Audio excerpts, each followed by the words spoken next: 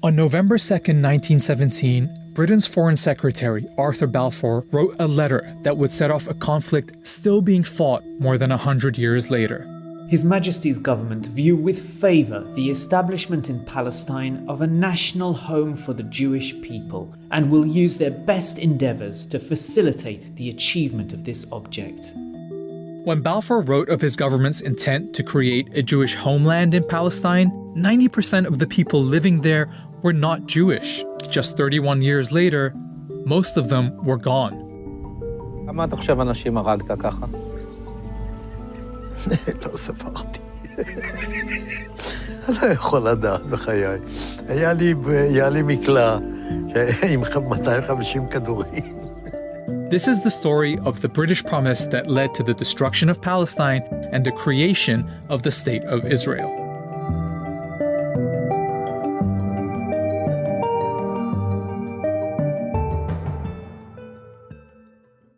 Let's start with the obvious question.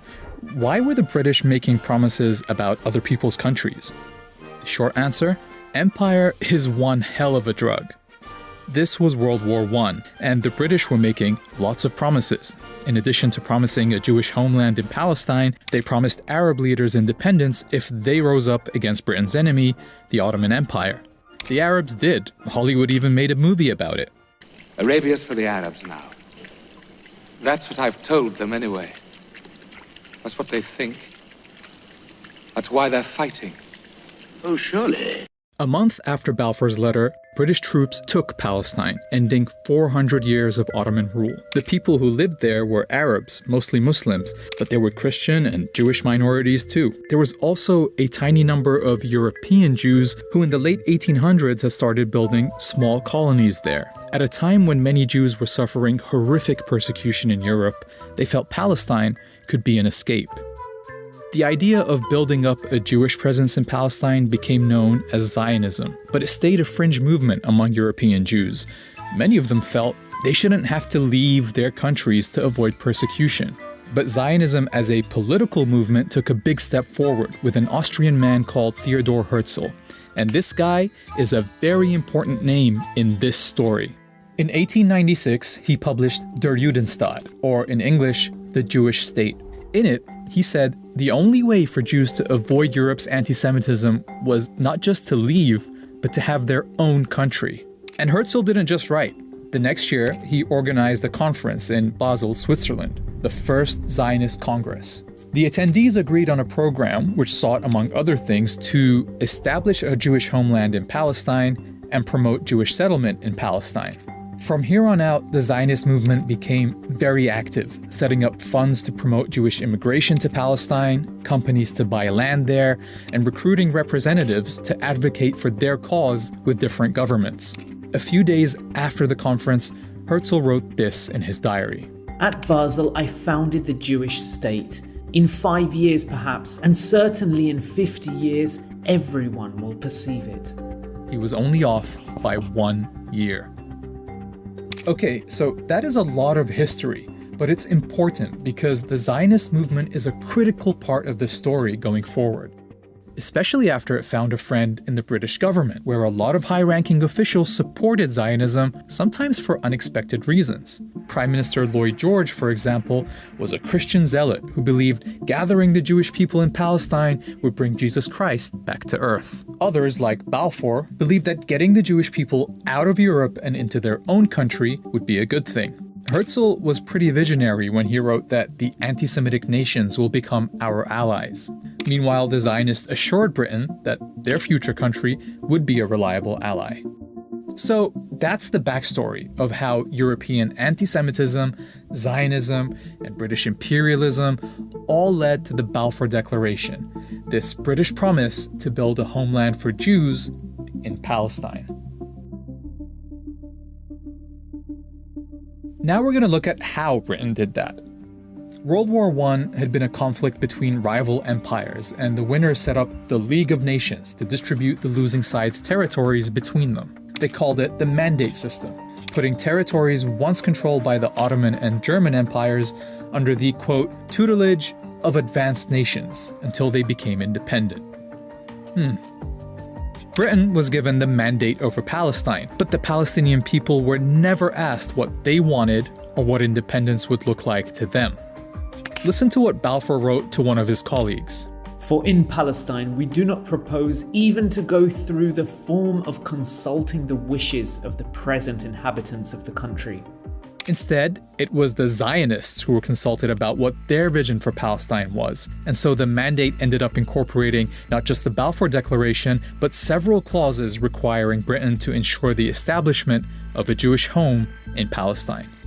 British rule was very accommodating to the Zionist project. The Jewish community in Palestine grew with big waves of immigration. They had their own schools and factories and even their own militia, the Haganah, and they were led by the Polish-born David Ben-Gurion, the leader of their representative body, the Jewish Agency. To the Palestinians, it was clear that Britain wasn't delivering them independence. It was delivering their country to other people. In 1936, they went on strike. British forces tried to break the strike with arrests, torture, mass punishment, and executions. Leaders were exiled, weapons confiscated, and houses blown up. Palestinian fighters attacked British and Jewish targets, while British and Haganah forces would carry out joint raids on Palestinian villages. Something had to change. The British government sent a commission called the Peel Commission to figure it out, but their proposed solution was typical. Just draw another British line on the map, divide the country, give this part to the Jews and this part to the Palestinians, and make that part of Transjordan next door. Oh, and because the Palestinians were a majority in the country, 250,000 of them would have to be removed by force to make the Jewish state viable. Remember, these were the proposals that were meant to calm things down. Spoiler, they didn't. Instead, the revolt continued until 1939, by which time about 10% of Palestine's adult male population had either been killed, injured, arrested, or exiled. The British government really needed a solution. So, here comes another report.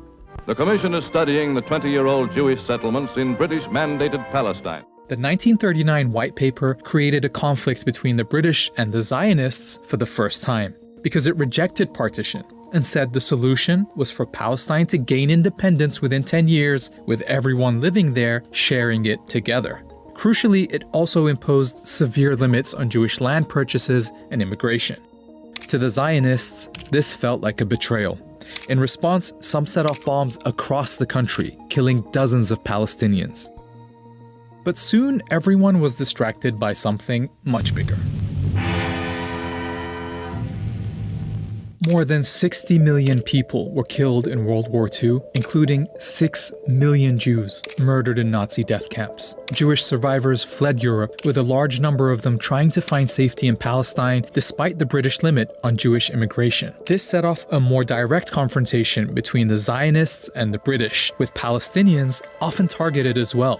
The Zionists knew two things. Militarily, they were stronger than the Palestinians, and Britain was exhausted by World War II, so it wouldn't have the stomach to keep fighting in Palestine. They were right. In 1947, after 30 years of occupation, Britain announced it was quitting Palestine and asked the newly formed United Nations to clean up its mess.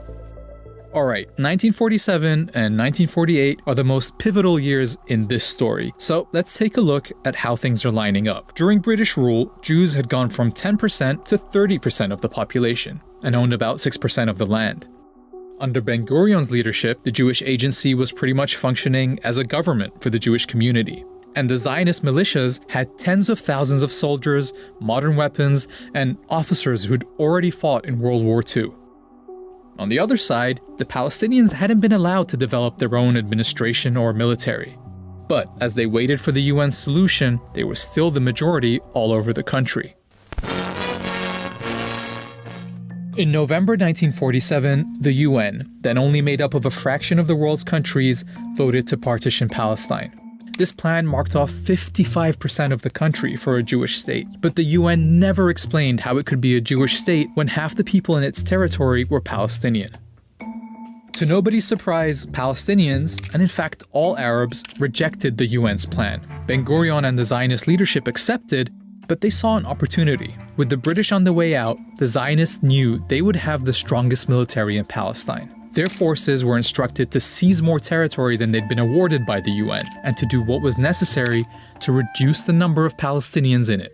In cities like Haifa, the militia set off car bombs in Palestinian neighborhoods. They attacked villages and forced residents out. Haganah troops have driven the Arabs out of the beleaguered city, taking many prisoners. After inspecting parts of western Jerusalem that had been emptied of Palestinians, Ben-Gurion said, "In many Arab neighborhoods in the West, you do not see even one Arab. If we persist, it is quite possible that in the next 6 or 8 months there will be considerable changes in the country, and to our advantage." One of the events that helped speed up these changes took place on April 9th, 1948, when the village of Deir Yassin was attacked. A British government report to the United Nations describes the scene. 250 people were killed in circumstances of great savagery. Women and children were stripped, lined up, photographed, and then slaughtered by automatic firing. The story of what happened at Deir Yassin set off panic all over the country. As news spread, people fled, fearing they would be next. Historians have recorded dozens of similar massacres during this period. Each time, they would result in entire communities fleeing. תמיד הייתה הוראה, והייתה הוראה של בן גוריון, לגרש את האנשים משם. כבשנו את המקום, טרקטורים חרשו את המקום. חרשו. לא נשאר זכר של כפר. למה? לא רצו שתהיה, לא חזרה ולא זכר של המקום. By the time Britain ended its mandate on May 15, 1948, 250,000 Palestinians had fled. The night before, David Ben-Gurion announced the founding of the State of Israel, with himself as its first prime minister. He was standing under a giant portrait of Herzl, 51 years after Herzl had predicted this very moment. The Zionist militias came together as the newly formed Israel Defense Forces, but the fighting wasn't over.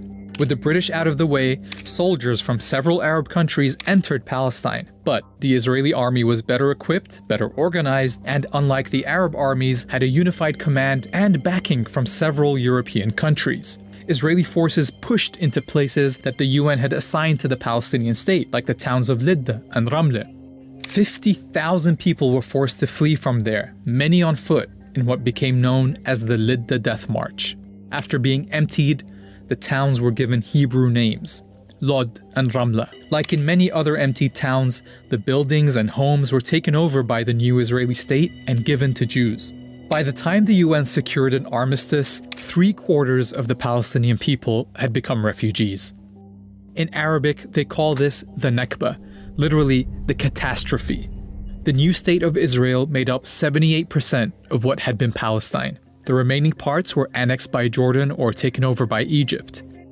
A year later, the UN passed a resolution calling for all Palestinian refugees to be allowed to return home. They never have been. Palestine had been erased. In the decades since, attempts to resolve this conflict have again tried to partition the land. With each successive attempt, the territory offered to Palestinians in their historic homeland shrinks even more.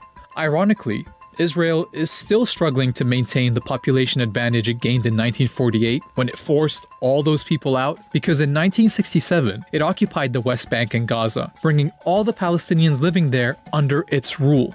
And so today, the population of Jews and non-Jews in this land is roughly equal.